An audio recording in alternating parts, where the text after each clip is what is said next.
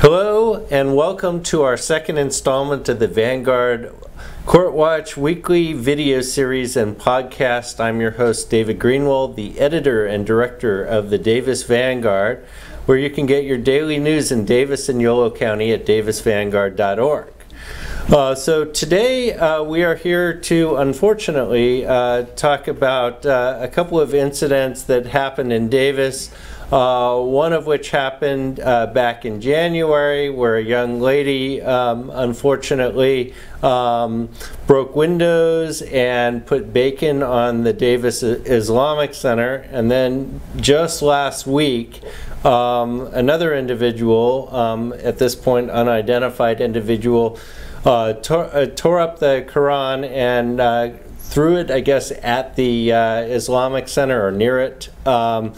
So two incidents of hate that have occurred in Davis in relatively short proximity. And at the same time, about 2 weeks ago, week and a half, or was it last week? Gee, time flies. We had the sentencing for the individual Lauryn Kirk who pled guilty to vandalizing and committing a hate crime of the Islamic Center back in January, and she was sentenced to 5 years of probation plus some other stipulations that we may get into a little bit as we get into this conversation. So today we have three guests. We have with us Davis Mayor Rob Davis, who has called for a restorative justice approach to healing the community after the vandalism incident. We have Kate Mellon-Anibaba, who helped to organize a very large community vigil back in January in response to the incident then. And we had attorney Saad Sweilem from CAIR, who will be able to talk a bit about kind of the broader picture of what's going on. So the Quran incident happened just last week, and my first question is there any more information about what occurred? And maybe, Saad, you can start out with what you know. Yeah, so what we know at this point is at some point, either Friday night or early Saturday morning, somebody threw torn out pages of the Quran outside of the Islamic Center of Davis, which, as you mentioned, is the same mosque that was vandalized early this year.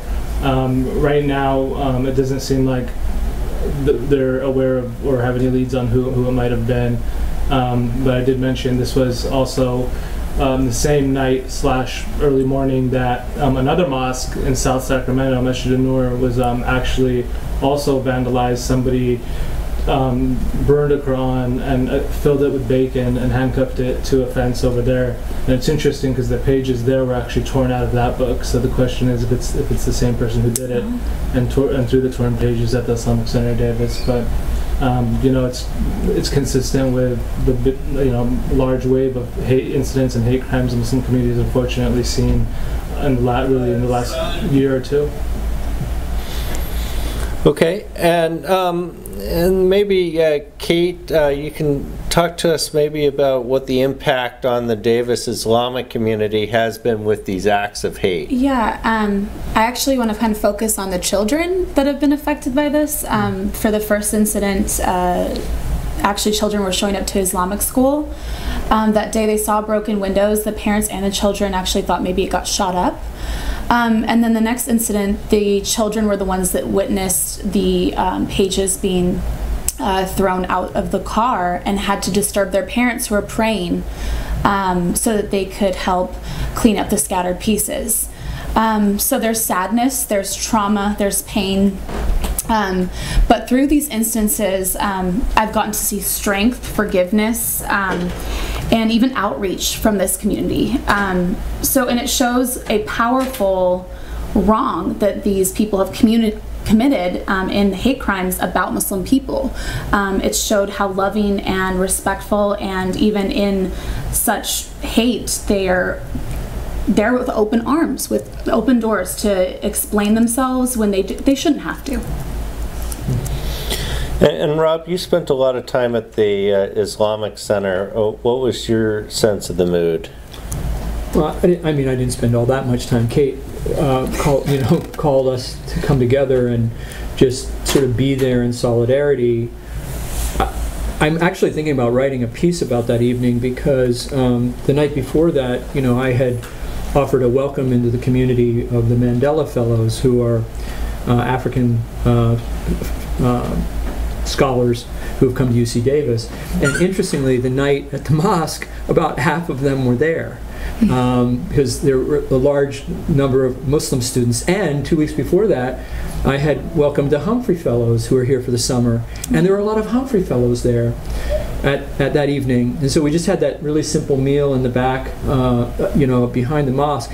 And I had this overwhelming sense. First of all, that night I had conversations with people from Nigeria, Pakistan, Afghanistan, the Kurdish, northern Iraq Kurdish autonomous area, Lebanon, Cote d'Ivoire, Kazakhstan. I mean, the whole world was there, right? And so one of the things that I learned, and actually what I would say, I was taught in parts of predominantly Muslim countries around the world when I was working and living there, is that's where I learned hospitality. That's where I learned the power of welcoming the guest into your midst.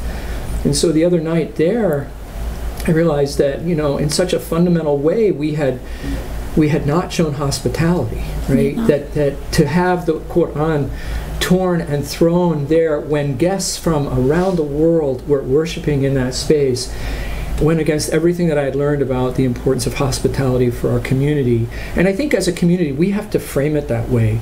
We have to recognize that the world has come here and that they're experiencing us. And if we really want to create a counter narrative to what's going on in the world, we have to be the one showing hospitality in those profound, life-changing ways. And I felt just being there the other night was just a small way of saying, you're still welcome here, and notwithstanding what happened. So it was a very special evening in the sense of just the diversity of people that I was with and the joy that people had notwithstanding the event that had happened. I mean, Ramadan was coming to an end, and there was this expectation of hope. And so it was really bittersweet, but I was struck by our need as a community to not just say, well, it's a hate crime and how do we deal with it, but to say, no, this affects real people who are guests in our midst. How do we reach out to them and demonstrate that we love them and we care about them and that we want to show them the same hospitality that we know they would show us? And Saad, can you tell me how people, especially Muslim people around the region, are kind of responding both to the Davis incidents and also what happened in Sacramento? Yeah, on one hand, I think naturally there's a little bit of fear. People are worried. It's interesting because this goes all the way back. Before the election even happened, when the candidates had their platforms and whatnot, we were seeing this steady increase of hate crimes, right? So we have stats that show it's actually worse now for the Muslim American community than it was in the immediate aftermath of September 11. So for the community right now, it's definitely a sense of what is going on, like why is this happening, But at the same time, every time something happens, the immediate follow-up is always unity. It's always reaching across, different aisles. It's always, and I think what happens is, although there is that initial sort of shock, fear, sadness, ultimately it does, these people are trying to tear us apart, but a lot of times what we do is make sure they understand it's just going to bring us all back together. The kids, you mentioned the kids, Kate, it's really tough. I mean, we do studies on bullying and we see what these kids are going through. They're bullied up twice the rate Muslim kids are in public schools than other kids, so there are effects, and we understand that that's going to make people be insecure about their identity. It's going to make Muslim kids, question, who they are and whatnot, but ultimately, I think, that's amazing that you went to the mosque and, introduced yourself to people. And for us, we're seeing that a lot more people love us than hate us at the end of the day. So that's true. I think that's really true. Well, one thing that's really interesting to me, you mentioned, 9/11. I remember being in Davis on 9/11, and the support networks that seem to exist now didn't exist back then. And so there were a whole bunch of incidents that kind of happened in Davis. And my wife and I, and actually we weren't even married yet, but the person who became my wife and I, we put flowers on the mosque, and that was kind of a big deal at that time. Nobody was doing that. And what's happened in this year, I mean, people have come out of the woodworks to support the Muslim community, and so it's kind of night and day from how it was 15, 16 years ago. Well, you have Kate now. You didn't have that. That's true. I'm here. I'll always be here. If you walk into the Davis Mosque right now, you'll see little walls, cards of support all around. So it's like you said, there's definitely people are coming out and supporting, and it's great to see. We're fortunate. We're in California, where we have a lot of allies and people who would counter that hate. But it's troubling. But it does give us an opportunity to really step up. Well, I joked about Kate, but I think I just want to pause there for a second. I mean, sometimes there are members of the community that can act as catalysts, right? And I mean, you didn't set out to play a role of bringing people together, but given who you are, you're from this community, you're able to reach many, many people, and invite them into a space that maybe they're not even aware of, right? And so I think individuals that merely provide opportunities and create space for people to come together, we shouldn't underestimate the importance of people who will do that. And I think I want to just go back to what I say. I mean, the reality is a lot of members of the Islamic community in Davis are people who have come from abroad, and so as someone who has lived abroad, you don't have the same sense of freedom, the same sense of freedom to stand up and say this is wrong or do this or let's bring people together. Those intermediaries who represent a local community who will help reach out. I think it's really important. I think it's critical because anytime that we're in a context that's other than our home, we're not exactly 100% sure of the latitude we have to operate. And so your role in that and creating this space, I think, is really important. And I'm really appreciative of it. It certainly takes a lot of pressure off of elected officials to kind of figure out where to go with things. Seriously, I mean, we're thankful that people are providing an opportunity for us to participate. And so, kind of moving outward from Davis, I mean, how does Davis kind of fit into the national climate? You mentioned the increase in hate crimes across the country.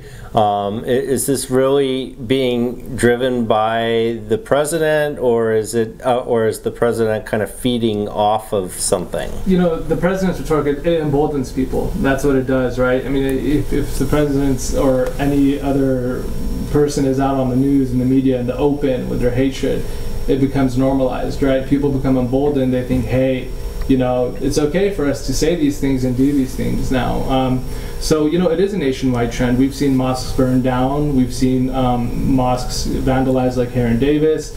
We've seen just steady increase in hate crimes, really hate incidents. I mean, the thing that people don't realize is not everything is going to make the news, right? I mean, the scary thing is, I'll give you my wife, for example, as a hijabi, right? She wears the headscarf, and she was crying the night that Donald Trump was elected because she was afraid of what would happen, because she's seen it. She's been yelled at. She's seen her sister yelled at, and there are hate incidents that aren't necessarily hate crimes, but that's all becoming normalized. So that's the real worry. Is it's just if this is going to become a thing where hate becomes okay, where it becomes normalized. So it is a nationwide trend, and I think I don't know how you can say that the president's word. This is the president of the United States. I mean, kids look up to this, right? I mean, everyone's dream would be, as a little kid, imagine being the president, the leader of the free world, So there's no question that his words and his rhetoric, he said things like, Islam hates us, right? There's no doubt in my mind that definitely trickles down, and it goes all the way down to our kids in schools and people's workplaces. It becomes normalized, and people think, it's okay to hate Muslims, it's okay to treat them wrong, it's okay to attack their places of worship even. I think it definitely, I agree with everything you're saying in terms of the role that he plays. But I think, again, you mentioned, we're here in California. I mean, I grew up in a fundamentalist Christian family.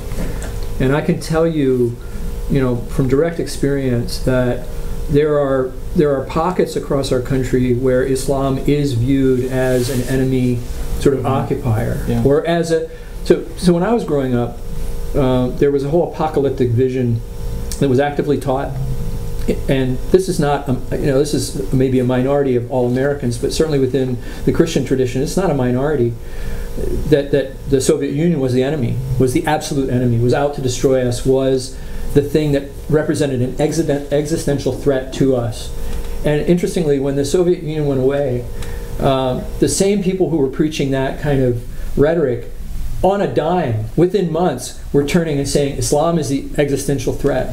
Now, this has been going on for decades. I don't think many people in our community recognize the role of Christian radio, so-called Christian radio, and other outlets that are feeding people at the grassroots level a deep sense of fear and again, the concept that somehow there is a movement that is organized that is going to overthrow us and create whatever.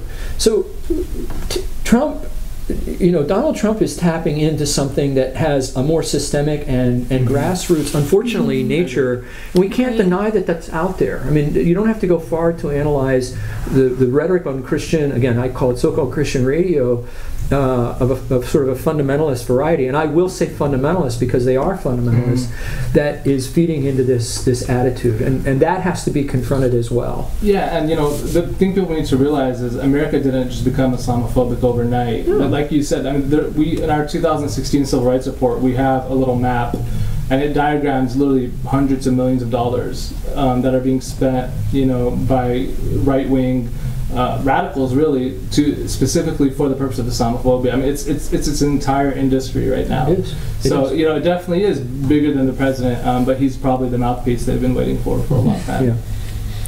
So what do you guys view as maybe the solution to this? I mean, and also what can non-Muslims do to kind of step up and confront this? Well, I keep telling people the most important thing we can do right now is humanize one another, and it sounds so cliche, and it sounds like, okay, that's him just trying to say really cute words, but it's just the honest to God truth. I mean, because what people don't realize for Muslims, for example, is we're here in California where you'll meet Muslims. There's about 1 million Muslims, I believe, in California. There aren't that many Muslims in, say, Alabama. There aren't that many. All around the country, right? So really humanizing one another is so important, because if you're just watching Fox News and that's where you're trying to figure out what Islam and Muslims are about, can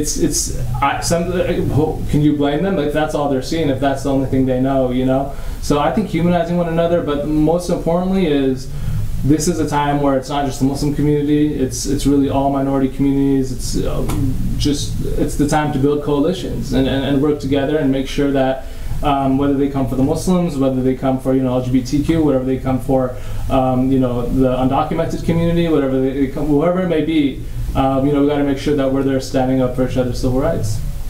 Yeah, I mean, to me, humanization of people is us telling the stories of the relationships we have with people, and maybe that's just a slow process, but I find myself, within my own family and with people who confront me about, the things I say, are you in relationship with people? Are you in relationship with Muslim people? Do you experience any form of relationship at all? I mean, and that's one of the reasons I tell the stories of my time in various countries in the Islamic world, the Islamic Republic of Mauritania, the times that I was in largely Muslim West Africa, is those were life-changing experiences for me that were based on human relationships with Muslims.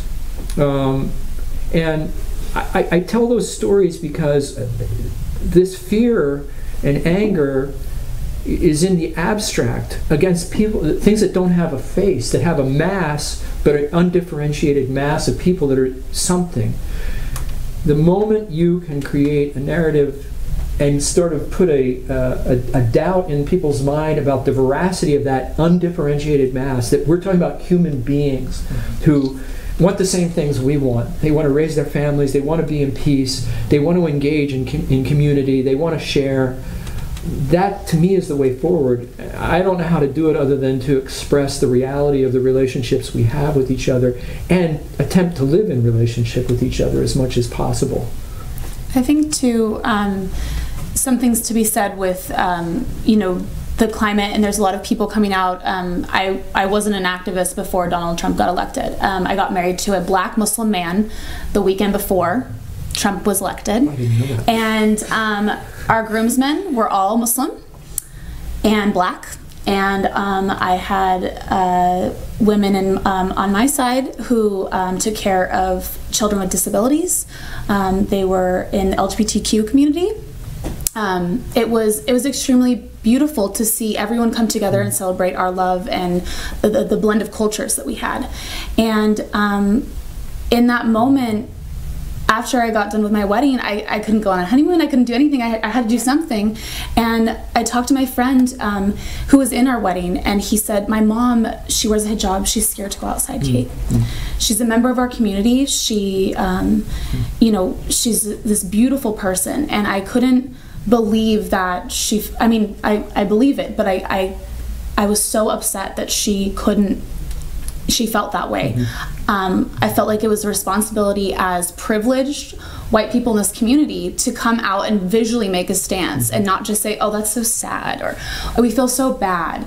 So I think it's really important for us to step up and not put that pressure on the Muslim community so much. They're going to be there, they're going to have their arms wide open to questions, to things, but sometimes that gets exhausting. Yeah, it is. Yeah. And for white people, we have that luxury of not having to go through our daily tasks with that pressure. So we need to take some of that load over and really connect. And I hope that I can be kind of that bridge to people that are nervous about that, or that are just, don't have Muslim friends, or just haven't been exposed to things that I've been exposed to, luckily. Yeah.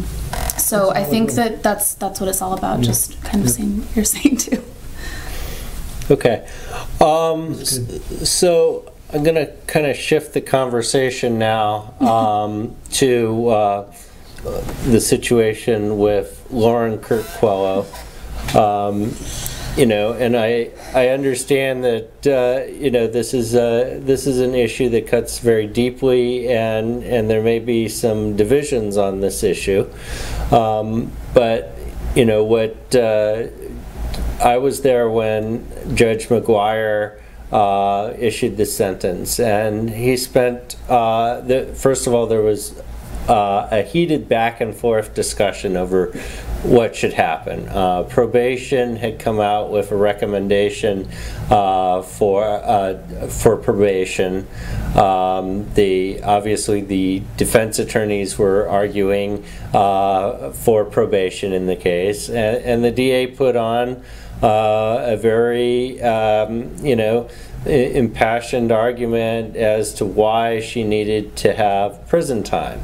And the judge listened to all of this. It was probably half an hour, 45-minute proceeding, which is unusually long for a sentencing hearing. And the judge had to weigh between various factors, and he definitely agreed with the prosecution that this was an unusual crime. This wasn't just vandalism.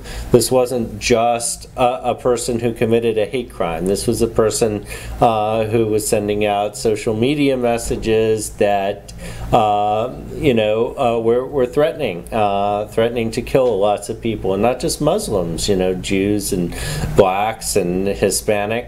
So a whole host of people in the community. And when this first came out, a lot of people were very concerned about what had followed. But then, his second point is that, even if he gave the maximum sentence, she was going to be out.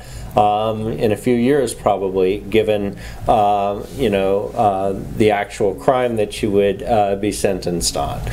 So that was a factor, and so in the end, he had to weigh the problem with the prison system is that there's a lack of resources for counseling services, and so he felt like she was going to get more in the way of counseling services being released than she would be in prison. And so I think it was a close call for him. You could hear him kind of weighing back and forth, and in the end, he decided to impose probation with a whole host of stipulations that she had to get counseling and that she couldn't use social media, she had a stay away order, and I may be forgetting some other things, and then we'll talk a little later about the idea put forward actually in response to the mayor's letter about restorative justice. But first I just want to kind of go around the table and get the sense of what your thoughts are on the sentencing, whether you thought this was fair, whether you disagreed, why, whoever wants to go first is fine. Do you want to go first? No, you go ahead. Yeah. I can go first. I know I'm probably going to sound a little harsh, but this is my true feeling. In the same way ACT for America was able to hide its message of white supremacy and Islamophobia behind the March Against Sharia, I think that Lauryn was able to hide her white terrorism behind her white privileged feminism. So that really struck me.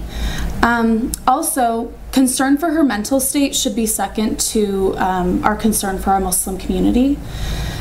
I'm not willing to roll the dice on my Black Muslim child's safety and others in this community in order to rehabilitate a homicidal, racist individual. She's had opportunities. She grew up like me. She grew up, I think, almost 3 streets away from where I grew up. I grew up in Davis. She learned to protect the environment. She learned, she had a college education. She had prestigious internships. And she was part of a loving community. She was actually going to school, my husband was going to school at Davis High School, and it was during 9/11 that him and a couple of his friends organized a group to combat some of the stereotypes that were taking place, fast with a Muslim for a day, different kinds of activities. So she was there, she had those options. I would be more sympathetic if she grew up in a backwoods kind of place getting spoon-fed Fox News every day. But she needs to have consequences. I just feel that the tone wasn't set for what it needed to be in this town.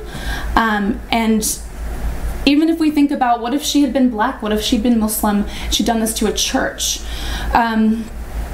Why are we starting with rehabilitating her? Why not non-violent drug offenders who are Black and brown in our prison systems? I just think that if she had been Black or Muslim and she was doing this to a church, there would have been significant jail time and it would have gone differently. So I think she is hiding behind a privileged white mask. Yeah, so it's a very difficult situation. As a civil rights organization, we are all for restorative justice. We push for that whenever we think it's right. With hate incidents, hate crimes, oftentimes they're actually the perfect opportunity for restorative justice.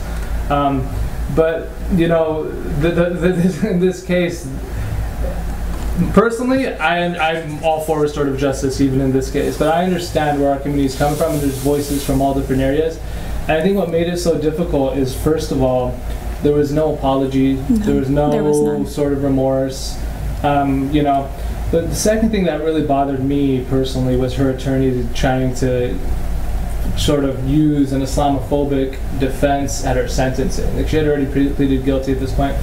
and he talked about her thinking she's acting as a feminist. Yeah, and it's just, and you know, that what that actually does is it just, but it also pushes forward Islamophobia. Like, oh, as a woman, you know, she was just doing this. Maybe she acted wrong, but here's why. Because, you know, as a feminist, she has issues with. You know, there's Muslim feminists that she could have risen their voices up if she had problems. So don't ever come at it that way when it's just a false. And you know, and it's also it just pushes that false narrative that, you know, that feminism and Islam aren't compatible, or that, you know, Islam mistreats women, and, you know, we've heard all the, you know, stereotypes and whatnot. So the truth is, you know, she's somebody who was educated. She went to Cal. She got a degree. A felony conviction is pretty much going to ruin her career, and a felony conviction isn't a joke. Like, that's something on itself, you know. So I just wish that her and her attorney, you know, came out apologetic, came out, you know, saying, hey, this was wrong, and didn't just push forward a really problematic and kind of try to excuse her behavior, because it really wasn't even the time for it. It was sentencing. It was the time to say, hey, I'm sorry, this was wrong, you know, and I'm grateful for, you know, the community, because the Muslim community is very loving. Mercy is, our whole religion's about mercy. You know, you hear over and over again, we try to tell people, hey, Islam's a religion of peace, right? So I think if her and her attorney came out in that way, I think the whole community would have said, okay, you know what? They'd already said that. Yeah. You know, the minute that it happened, Hamza came up to me and said, I wish I could talk to her. I wish I could have had her over for dinner with my wife. My wife cooks beautiful meals. We could have talked to her and you know, made her feel at home and made her feel safe. Yeah, I mean, and she's clearly somebody who has mental issues, and so I just really wish they came out and apologized. And I wish, because it would be so easy then for us to just, with open arms, say, hey, this is a perfect case for restorative justice. But I think it left a sour taste in a lot of people's mouths, because the apology never came, and the attorney just made a really odd decision to just frame this as from a feminism standpoint. It's like, you know, it's in a way it's victim blaming, honestly, you know. It's kind of, and so that was really problematic. And then you mentioned the tweets and the social media stuff she had posted. So there's the question of, you know, would a Muslim be treated, you know, the same way by the court? Would we have the same, you know, outcome? And I told you when I walked in, I was a public defender before this. So I'm someone who is all about restorative justice. But I'll tell you, I don't see minorities going through the criminal justice system often afforded the same amount of leniency, and it's unfortunate. So on one hand, I'm all for leniency, and I see the holes and the difficulties with the criminal justice system, and I think it's an awful system that's not going to really help anybody. But on the other hand, also I see the community standpoint that I wish it was handled differently by her and her attorney. I really do. Yeah, I was really disappointed in the outcome, and I think you're right, Kate. You know, if it had been, then you're right. I mean, if it had been a Muslim doing this to a church, or a black person, I have no doubt that the outcome would have been different. I mean, the brokenness of our punitive system was fully on display in the way this was handled. I think people, we you know, our criminal justice system is broken, and people are afforded rights and privileges based on, I mean, not just race, class, and you know this as someone who did public defense. I mean, people that have fewer means aren't accorded the same privileges as people who have more, and that's also an element. I think, you know, I mean, my disappointment was greatest because I knew that, you know, the victims left that room with their needs not even really being given any consideration, and that's consistent with a system that we have, which, you know, victims are used as props. They're kind of paraded before a jury or a judge to say, look how they suffer. But to me, that's not addressing their deepest needs. And I think a reflection on the needs of the Islamic community simply has no place in this system as it played out in that courtroom. They were, if considered at all, they were secondary to someone else's decision or desire to see something happen. And you know, we can talk more about restorative justice. To me, restorative justice is not lenient. It really is about a system that says, we need to bring victims into the room, and we need to give them an opportunity to articulate what this means for them, what has happened to them, what's happened to their kids, what is the outcome of this, how far do the harms reach, what is that trauma, what would healing look like, what would provide or restore a sense of safety in this community.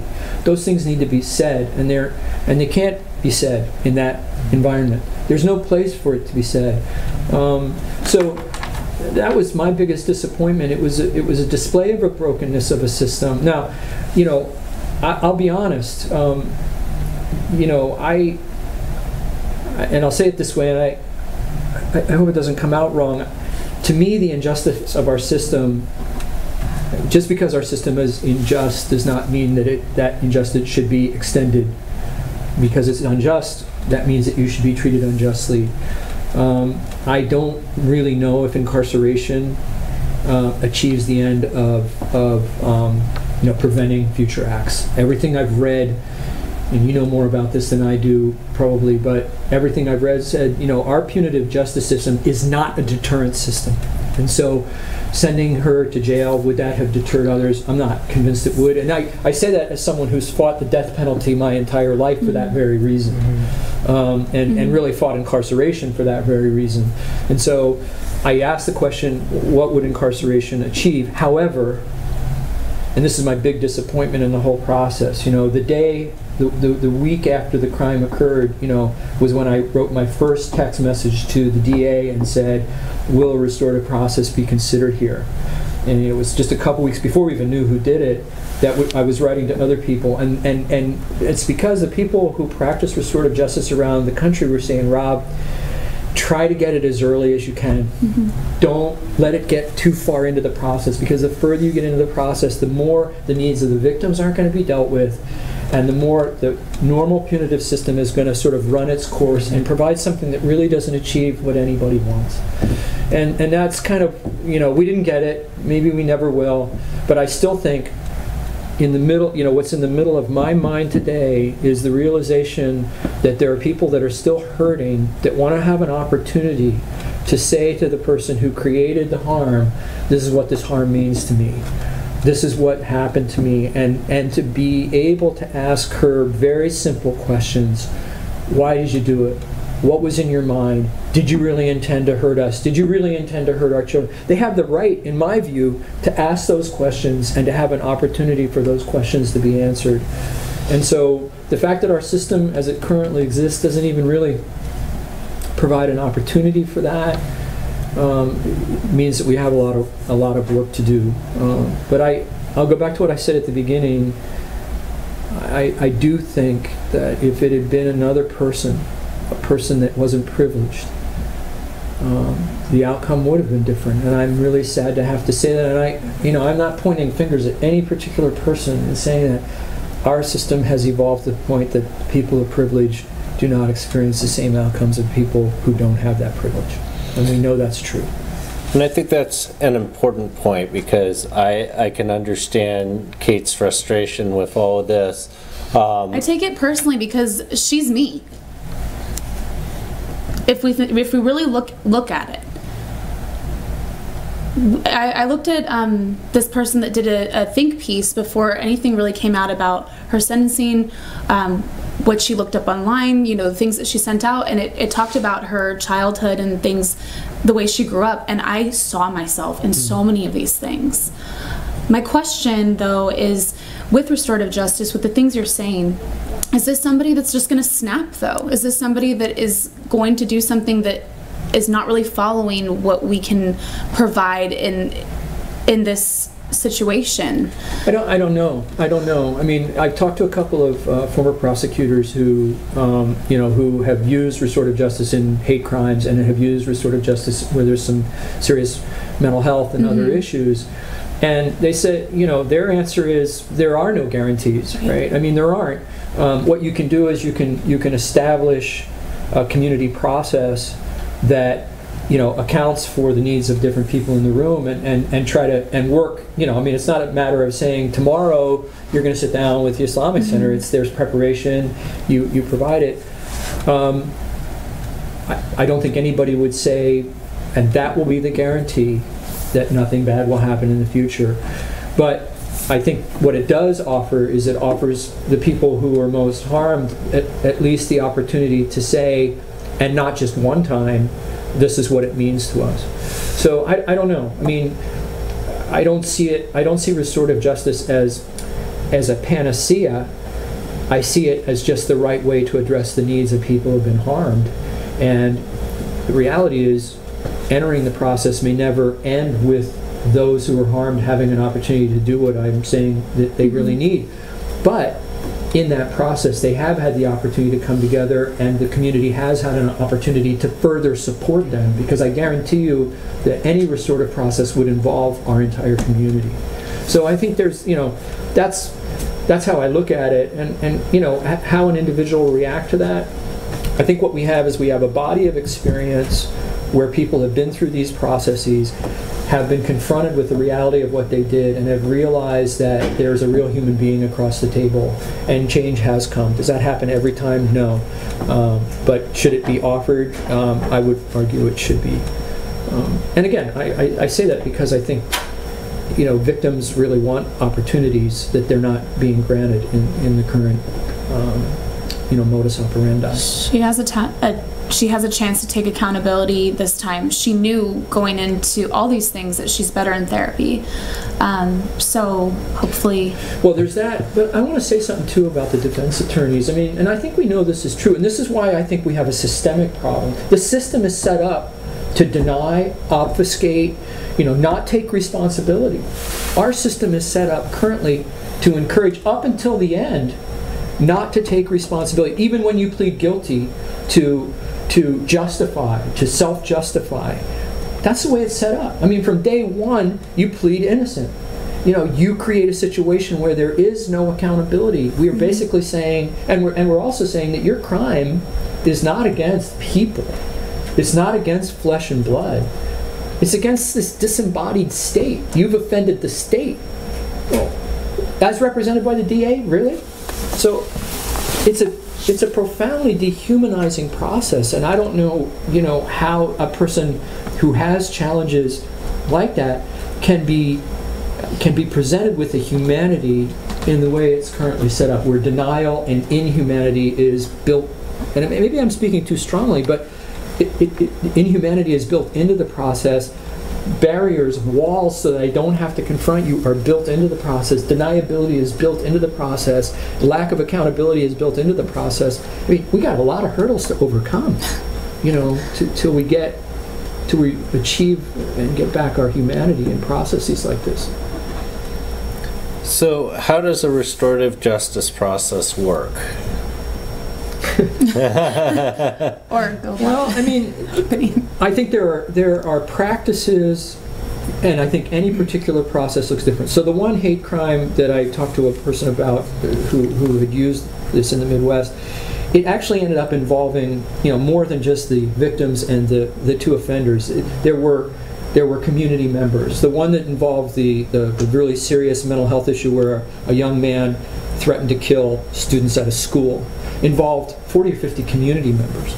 And it's a carefully facilitated thing where there's a preparation period where a trained facilitator meets with both groups to talk about needs, to talk about what their understanding of the needs of others, to try to build empathy on the part of the person who committed the offense. And it really is a process whereby they determine whether this person is even ready to meet with these people, or these people ready to meet with this person. And if so, there can be a facilitated conversation where the victim is given an opportunity to describe the harms, describe them to the offender, describe what they believe would be necessary to make the harms as right as possible, and the offender has an opportunity to take accountability and respond to the request for the harms to be made right. Now, how that plays out in an individual case may involve large numbers of people who kind of build accountability together to make sure that the person does not slip back. It may involve psychologists, psychiatrists if there's mental health problems. It may involve family members who act as guarantors or as allies. It may be community members who are allies to the victims. I mean, really, our imagination is the only thing that can limit how far we want to go in trying to bring healing, and it doesn't have to be limited to one process. It can be multiple. I know it sounds pie in the sky, but are we saying that we have an efficient justice system, that, you know, we snap our fingers and justice is done? I mean, oh, it takes so much time, it's so hard, it's so unpredictable. Yeah, just like the system that we have, except that here we're attempting to bring people together to build accountability as opposed to driving them apart to deny responsibility. So do you think that's a process that you could support? Well, now, because she's not getting jail time, they've already made that clear that she's in probation, and I'd rather do something like that, and hopefully at least get our Muslim community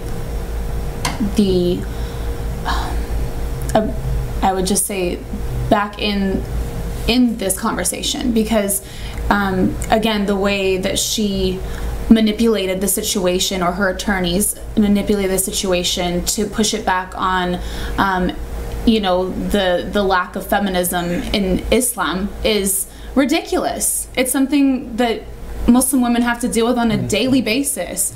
Why do you wear your hair